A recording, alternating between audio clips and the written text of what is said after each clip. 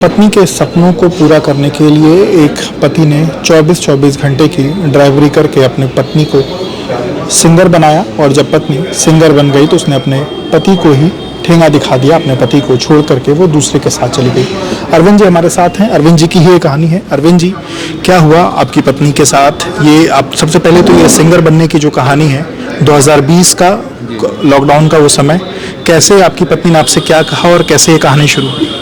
जैसे हम लोग शाम को बैठ के जब खाना खाने बैठे तो वाइफ ने हमारे कहा जी मैं सिंगिंग करना चाहती हूँ। तो मैंने भी कहा ठीक है, जब तुमको मैं साल भर के लिए दे रहा हूँ, या तो तुम बढ़ जाओगी या तो वापस आके घर बैठ जाना। अगर तुम्हारा चैनल अच्छा चल गया तुम्हारा गाना तो तुम अपना करना, अन्यथा अपना घर चले जाना।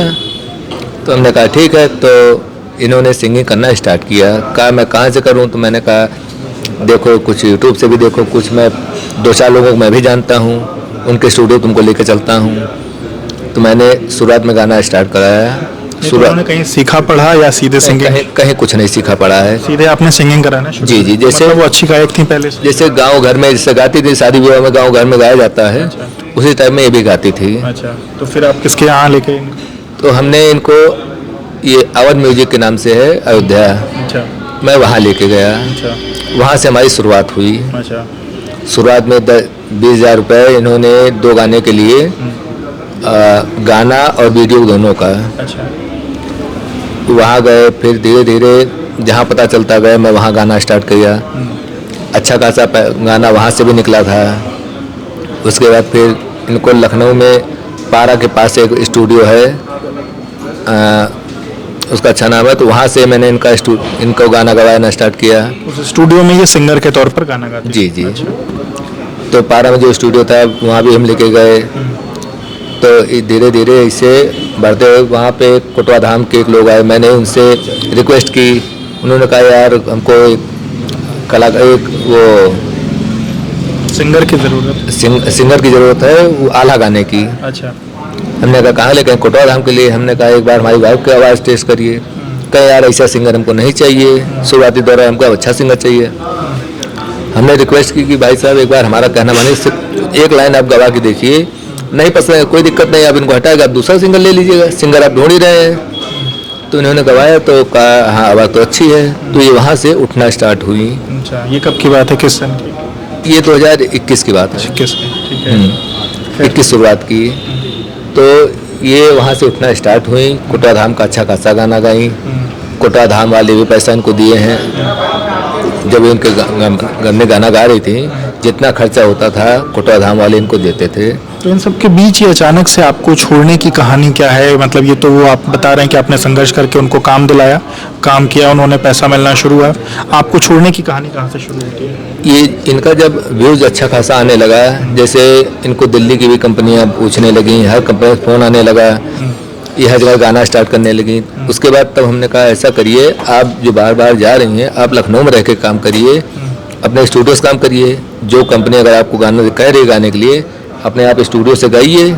अपना स्टूडियो मतलब अपने स्टूडियो? हाँ, रितिका रिकॉर्डिंग स्टूडियो हमारा बुद्धेश्वर में है। अच्छा, वो आपने बनवाया? जी, आपके पैसों से? हम और वाइफ दोनों लोग मिलकर बनवाए हैं। अच्छा, थोड़ा बहुत पैसा वो भी दिए हैं, हम भी दिए हैं। कुल मिला स्टूडियो बनकर तैयार हुआ है। तो वहाँ पे अच्छा खासा चल रहा था। मैंने रिकॉर्डिस्ट भी अपना रखा है। लेकिन इनके चलते हुए इनको शक था कि जो मैं कुछ कर रही हूँ इनके कानों तक खबर जा रही है। क्या कर रही मतलब? जैसे जो कुछ चाहे गलत कुछ भी था उसमें हमको नहीं बताया गया। मैं जब बाहर गया मेरे रिकॉर्डिस्ट को भगा दिया गया, इन्होंने दूसरा रिकॉर्डिस्ट रखा। मैं उससे पूछता रहा तो उसने अब जाके जब मैंने इतना कर दिया तब वो बताने स्टार्ट किया कि ऐसे ऐसे बात था, इसीलिए भैया मैं। नहीं, क्या बात थी, पूरी बात तो बताइए। ये पैसे के पीछे इतनी पागल हो गई थी, इनको पैसा दिखने लगा। ये कह रही थी हम इनको छोड़ देंगे, ये है वो है, लेकिन हमारे सामने ये नर्मता पेश आती थी। तो किसको कहती थी छोड़ देंगे? हमें को नहीं कि किससे कहती थी ये रिकॉर्डिस्ट? अच्छा, रिकॉर्डिस्ट से जैसे कोई बैठता था तो उससे बातचीत होती थी, वो हमको पूरी डिटेल देता था। नहीं तो क्यों छोड़ने का? आप मतलब पैसे रुपए में आप कमजोर थे इस कारण? क्योंकि मैं ड्राइविंग करता हूँ, नंबर 1 ये पेशा इनको पसंद नहीं है। और ड्राइविंग कभी कभी होता है जब ज़्यादा थकान, जैसे 2-3 दिन बाहर से रहता हूँ, कभी कभी ड्रिंक भी कर लेता हूँ। अच्छा, तो वही सब कहें कि ये इनकी आदत ख़राब है, ये ड्रिंक भी करते हैं, ड्राइवरी करते हैं, ये हमारे लेवल के नहीं है। उसके बाद धर्मेंद्र शुक्ला इनको मिले। ये कौन है धर्मेंद्र शुक्ला? ये भारतीय युवा वाहिनी के भारतीय अध्यक्ष हैं, राष्ट्रीय हिंदू युवा वाहिनी के राष्ट्रीय अध्यक्ष हैं। अच्छा और इनका खुद का एक चैनल है संगम धुन के नाम से। अच्छा। तो ये अपने चैनल पर गवाना स्टार्ट किए। जब उनका भी अच्छा खासा व्यूज जाने लगा। तो इनसे मुलाकात भी आपने करवाई? नहीं, इनसे हमने नहीं करवाई। ये कैसे मिले? ये सबका देख रहे थे ना, इनका खुद का चैनल है, पुराने चैनल है। अच्छा, तो इन्होंने खुद आपकी पत्नी को अप्रोच किया? जी। अच्छा। अब ये कहाँ से मिले हमको नहीं पता है, लेकिन ये वहाँ से अपना सब गवाना स्टार्ट किए। पैसा कब की बात शुरू हुई, मतलब ये कब शुरुआत की उन्होंने गवाना? लगभग 1.5-2 साल से। अच्छा। लेकिन आज दिन ऐसा हुआ है, अभी ये इनको जब व्यूज अच्छे आने लगे, जब उनको भी जान गए इनसे पैसा अच्छा पा रहे हैं हम, तो इनको देने लगे कि तुमको चलो अच्छे सिंगर बना देंगे, तुमको घर गाड़ी बंगला सब तुमको दिलवाएंगे, तुम इसके पीछे क्यों पड़ी हो। इसलिए हमको उसको बहला फुसला के वहाँ से घर के चुप्पे एक सुलभ आवास में एक घर लिए हैं वो। अच्छा, कहाँ पे? फ्लैट लिए सुलभ आवास में। किस जगह पे सुलभ आवास? ये वहाँ पे है, एकाना स्टेडियम के उस पार है। अच्छा अच्छा। गोमती नगर विस्तार में आता है वो। अच्छा। ये वहाँ उनको फ्लैट लेके अपने घर वालों चुप्पे इनको दिए हुए हैं। अच्छा, मतलब ये उनकी पत्नी को या उनके परिवार को शादीशुदा है वो शादीशुदा है, उनके बीवी बच्चे हैं। अच्छा। पोते भी हैं। अच्छा, तो उन्होंने अपनी पत्नी के चुपके उनको एक और आपकी पत्नी को एक और आवास लेकर के दिया है? जी। तो ये कैसे पता कि उन्होंने ही खरीद के दिया? इसके पीछे क्या साक्ष्य है? ये सब कुछ पता चला है। हमारे यार दोस्तों ने सब कुछ पता लगाया, कहा ये बात भैया सही है, ये उन्हीं का है। मैंने इनसे भी डिटेल मांगी।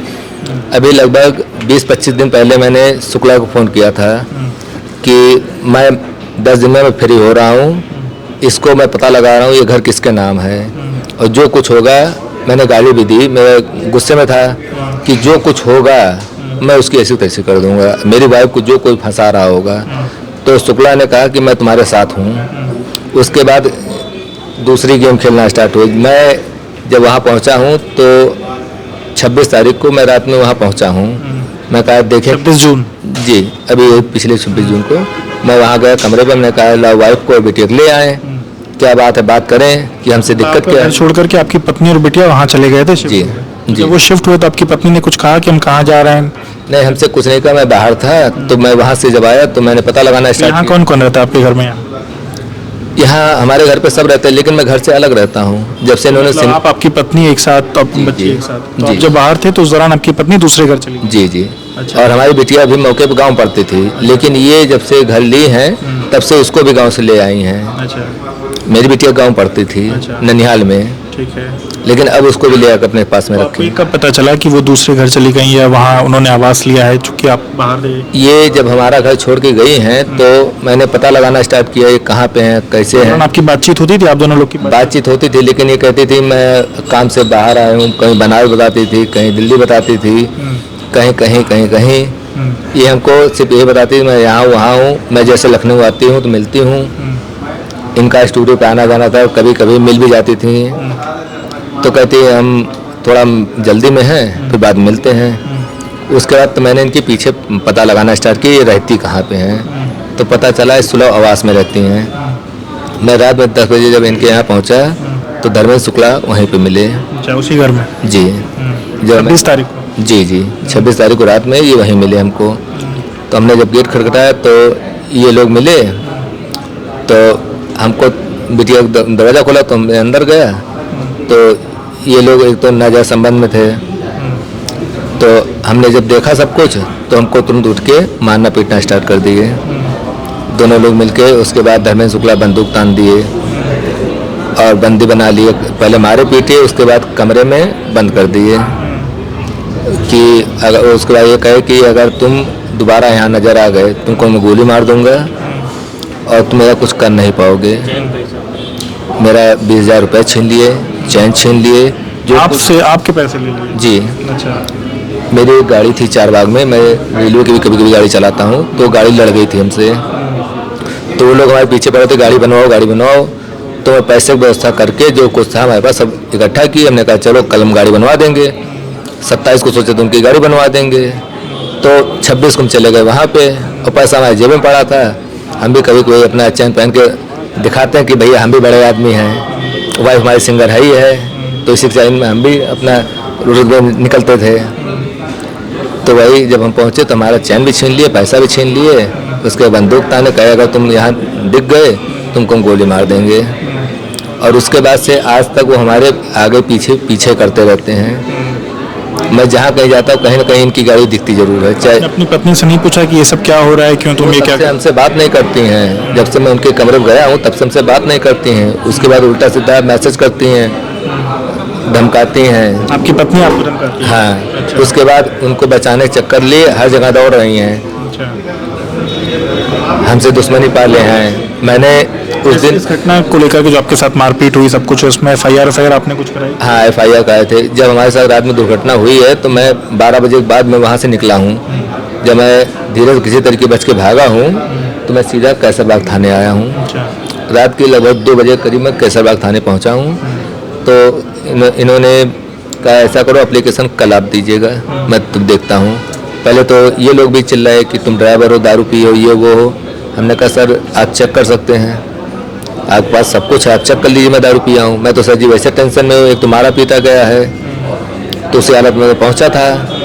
तो इन्होंने कहा ऐसा करो कल तुम आना, एप्लीकेशन बना के देना, तब मैं देखता हूँ। मैं जब अगले दिन पहुँचा तो इन्होंने कहा ये तो बिस्तार थाना घटना है, आप वहाँ जाइए, मैं इसमें कुछ नहीं कर सकता। मैं बिस्तार थाना पहुँचा, वहाँ एप्लीकेशन दिया। उन्होंने एप्लीकेशन ले लिया और कोई रिप्लाई नहीं दी।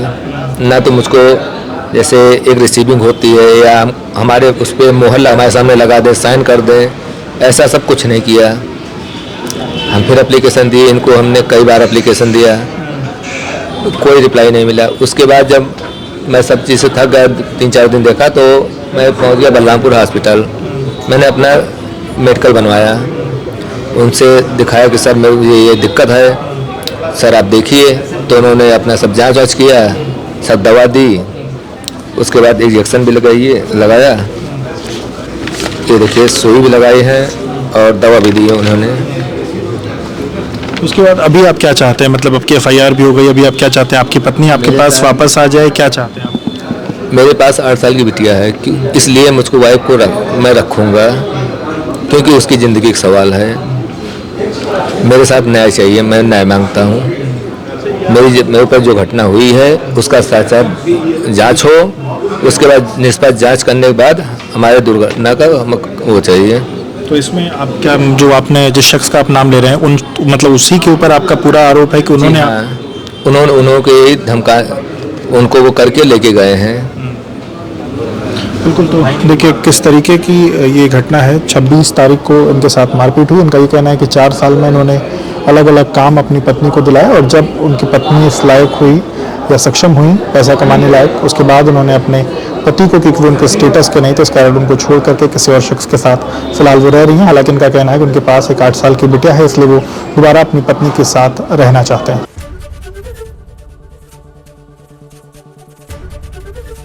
ABP गंगा, खबर आपकी, जुबान आपकी।